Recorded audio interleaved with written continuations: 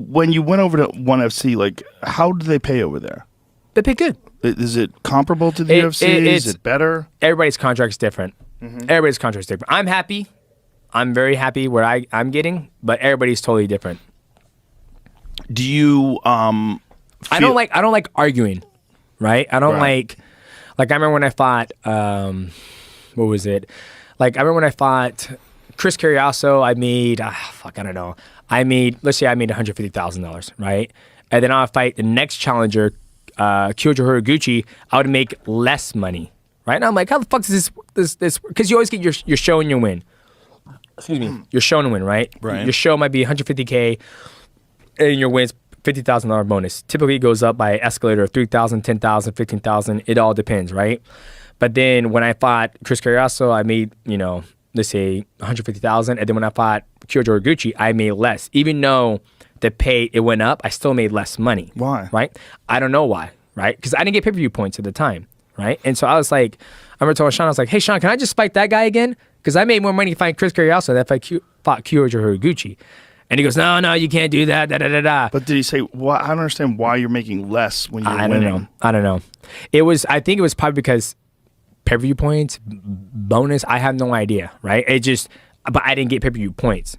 So that's the biggest thing. And then I remember when it came time for me to renegotiate my contract after I beat Henry Cejudo the first time, like I argued but I fought for pay-per-view points, right? Because that's where you start making that next wealth, right? Like shit, John Jones hasn't fought 2-3 years, right? And he's made all that money in pay-per-view points, so he has that opportunity to take 2 to 3 years off, right? So for me, I fought, and I was like, I want pay-per-view points, like even though I don't draw, right? I mean, hopefully one day I am a draw, but if I land on a Conor fight, or if I land on a Conor fight or a John Jones fight or whatever, that's going to bring in 875,000 pay-per-view buys.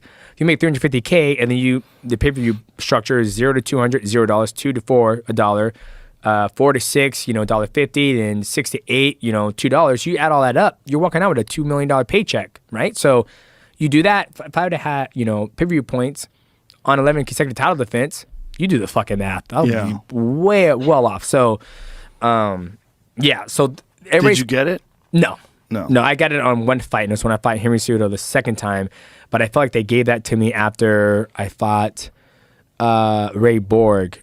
I was about to fight Ray Borg. We're in was in Montreal. We're in Canada. I was cutting weight. They called, say, hey, stop cutting weight. He's not gonna make it. I'm like, the fuck, man. We're gonna push the fight back to 3 weeks later. Fought in Vegas, and after I beat him in Vegas, so like, hey, we're gonna give you pay-per-view points on your 11th on this one against Henry Cejudo, and that was it.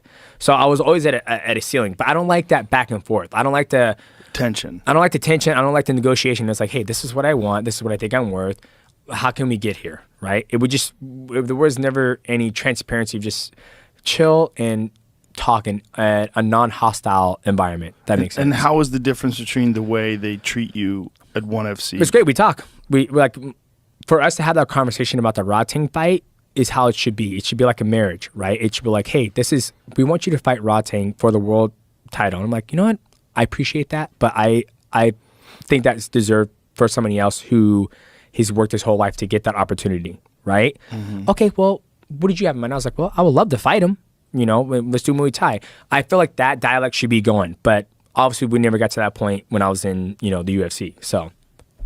But is there like a more hostile relationship with the UFC when you were there versus 1,000%. Oh, 1,000%. Because remember, at the time, did you see that the man who tried to race the UFC, the UFC tried to race me? It's they tried to race you? Patrick Gavey did it. It's on YouTube. He did a huge piece on it. And at the time when I was going through my title reign, like they were talking about getting rid of the division, right? So there's always tension because they're trying to get rid of the division. You know what I mean? Yeah. So imagine that you're killing it.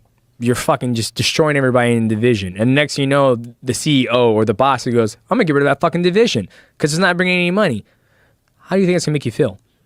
Not good. Exactly. So that's where the tension starts to battle. So how are you going to have a relationship with somebody who wants to get rid of your division when you're going out there trying to put on exciting fights, right? So that's where the tension. That's where the tension started from. Was this? I'm trying to remember. Was this before WME bought the UFC? Yes, yes. Okay. This is.